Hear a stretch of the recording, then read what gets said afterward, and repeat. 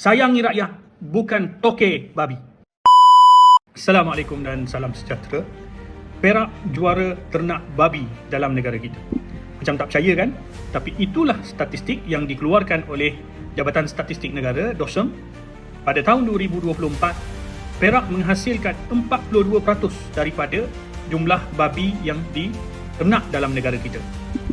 415,000 daripada 990,000 ekor babi dihasilkan di negeri Perak. Dalam daerah-daerah di negeri Perak pula, daerah Batang Padang menjadi juara apabila mempunyai 20 ladang menternak babi. Yang saya sebut hanya yang berlesen. Yang tak berlesen, entahlah. Tak ada siapa yang tahu. Tapi maklumat yang saya dapat, jumlahnya terlalu banyak. Dalam daerah Batang Padang inilah terdapatnya Dun Air Kuning yang sedang berhadapan dengan pilihan raya kecil. Bila saya turun ke Dun Air Kuning, masalah paling utama yang disebut oleh penduduk di situ adalah ladang babi. Mereka dah tak tahan dengan bau busuk yang datang daripada ladang babi tersebut. Kadang-kadang bau daripada kolam takungan, sisa kumbahan ladang babi ini, bila hujan, bau dia satu kampung bau. Dan bila saya jumpa dengan penduduk kat situ, bila saya tanya, saya baru 10 minit duduk kat sini, dah tak tahan dah. Macam mana abang boleh duduk sini berpuluh-puluh tahun? Dia kata apa? Dia kata hidung saya ni dah terbiasa dah dengan bau ini. Dia nak lari mana lagi? Inilah kampung kami, inilah tempat kami. Kami tak boleh nak lari pergi mana dah. Dah tak ada orang nak bela kami, maka kami terpaksalah menerima hakikat bahawa kami terpaksa hidup dalam keadaan macam ni sampai bila-bila.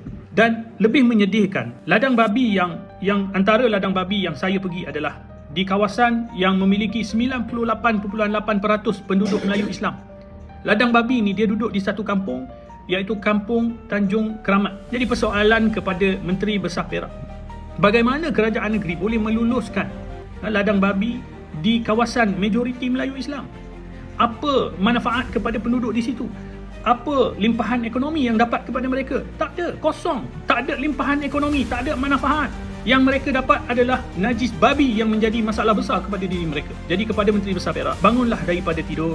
Kalau benar sayangkan rakyat negeri Perak, maka bantulah mereka. Pindahkan semua ladang-ladang babi berlesen yang ada dalam kawasan majoriti orang Melayu Islam, dalam kampung-kampung orang Melayu Islam, pindahkan keluar.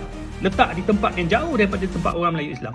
Yang kedua, ladang-ladang haram ni, gempur mereka. Tutup, sita. Kalau Pahang boleh gempur kebun musang king haram, takkan kerajaan negeri Perak tak boleh buat? Saya yakin maklumat, fakta, statistik semua ada dalam maklumat kerajaan negeri. Tapi kenapa sehingga ke hari ini ladang-ladang babi haram ini masih berleluasa? Tidak ada satu tindakan pun diambil kepada mereka. Dan yang ketiga, ladang yang berlesen ni, kalau dia nak teruskan operasi, wajibkan mereka untuk menggunakan sistem baru yang tidak ada bau ataupun bau yang minima. Dan yang kedua, zero discharge. Maknanya tidak akan langsung ada bahan buangan yang akan dilepaskan ke dalam sungai. Kalau mereka tak boleh nak patuhi perkara ini, tarik semula lesen mereka dan arahkan ladang ternakan babi mereka ditutup. Pada MB Perak, rakyat mahukan tindakan tegas daripada anda, bukannya alasan demi alasan yang diberikan. Sayangi rakyat, bukan toke babi.